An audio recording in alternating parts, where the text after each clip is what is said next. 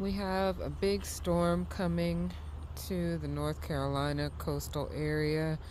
So I think I'm going to harvest all of these tomatillos.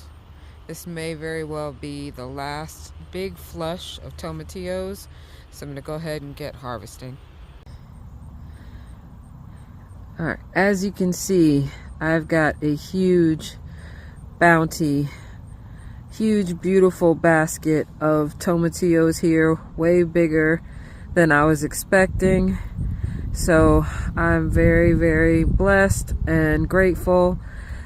This is way more than I was expecting. I knew it was going to be a lot, but this is a very, very big basket.